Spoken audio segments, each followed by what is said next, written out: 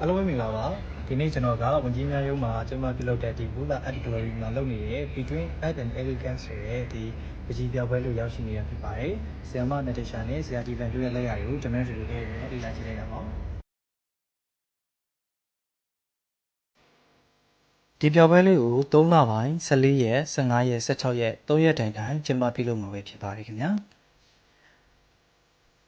ဒါလေးကတော့ကျွန်တော်တို့ဆရာဒီဗန်ရဲ့အရန်ကိုလူပညာပြောင်မြောက်တဲ့လက်ရာတွေပဲဖြစ်ပါတယ်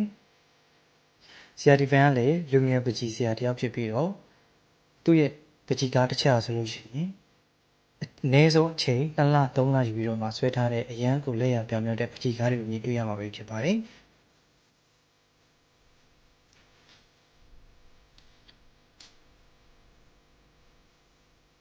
ပကြီးပညာကိုစိတ်ဝင်စားတဲ့သူတွေအတွက်ကတော့ဒီပြပွဲလေးဟာအရန်ကိုအထောက်အကူဖြစ်မဲ့ပကြီးပြပွဲလေးတစ်ခုဆိုရင်မမှားပါဘူးခင်ဗျာ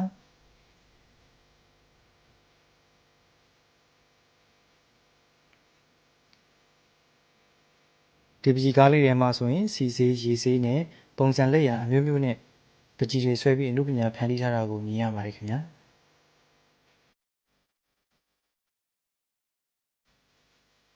ဒါလေးကတော့ကျွန်တော်အရန်ကြိုက်တဲ့တဲပကြီးကားလေးဖြစ်ပါတယ်ဒါတဲနဲ့ပုံပေါ်ဖန်တီးထားတာပေါ့နော်အဲ့ပကြီးကားလေးကတော့ရောင်းထွက်သွားပါပြီ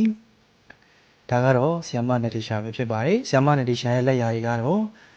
လုံးဝကို modernize ဆန်ဆန်နဲ့မြန်မာမှုလူပညာနဲ့ဖန်တီးပေါင်းစပ်ထားတဲ့လူပညာလက်ရာတွေတွေ့ရမှာပဲဖြစ်ပါတယ်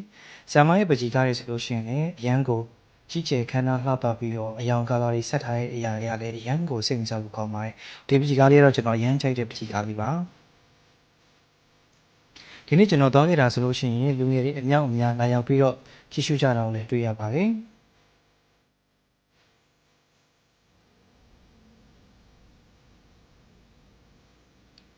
ဒါလေးကလည်းတခုတော့ဆီယမရဲ့လက်ရာဖန်တီးမှုပဲဖြစ်ပါတယ်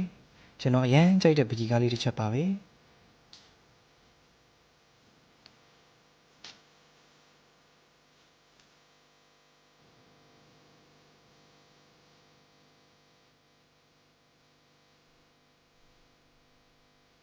တကယ်ချင်းမိတ်ဆွေတို့လည်းအားတယ်ဆိုလို့ရှိရင်ဒီချန်ရှိတဲ့ရက်လေးတွေမှာတွားရောက်ပြီးတော့လေ့လာဖို့ခန်းစားကြည့်ရှုဖို့ဖိတ်ခေါ်ပါတယ်ခင်ဗျာ